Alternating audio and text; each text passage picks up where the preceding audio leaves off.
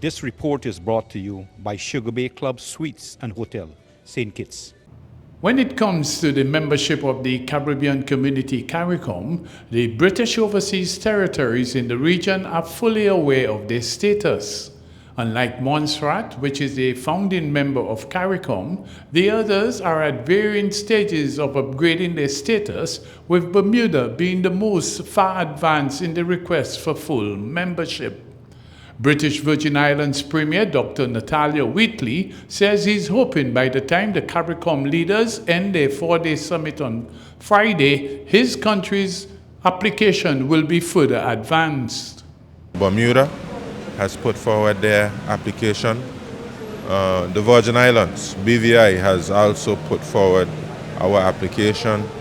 And of course, Turks, Caicos Islands will follow closely behind. And we are hopeful that we will become full members very soon.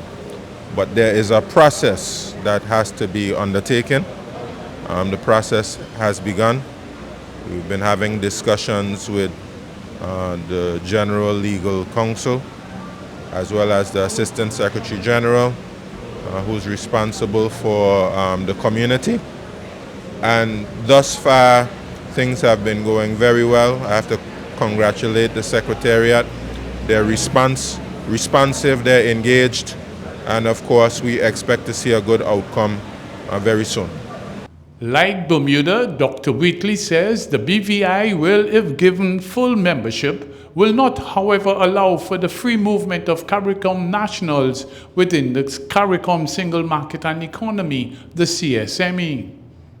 The people of the associate territories, the associate members of CARICOM, must understand is that the situation is going to be different for those territories who are under, different administering powers.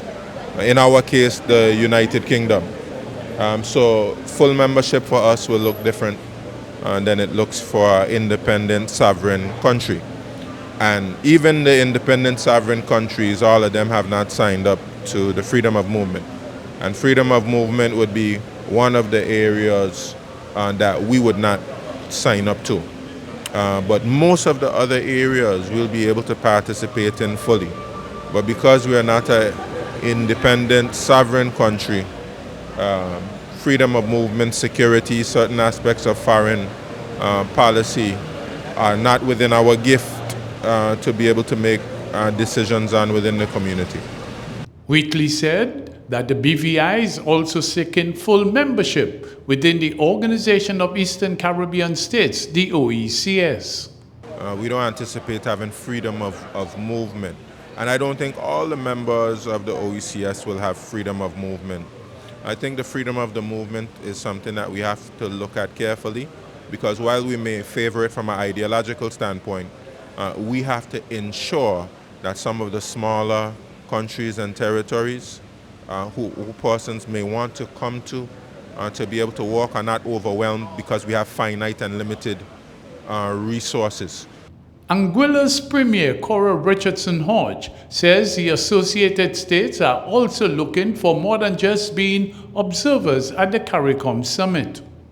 It is important that we all feel as part of one body. We are all members of CARICOM, and by virtue of our constitutional status being overseas territories, we are unable to participate to the full extent over the years. And so the various overseas territories, the associated member states, are looking to change that and looking to increase and improve our level of collaboration and our ability to work even closer with the other independent countries. And so I'm satisfied. I think that a lot of work has gone into it. Some of the associated members have gone quite a distance in terms of obtaining legal advice, negotiating with the powers that be to be able to ensure that they can achieve full member status.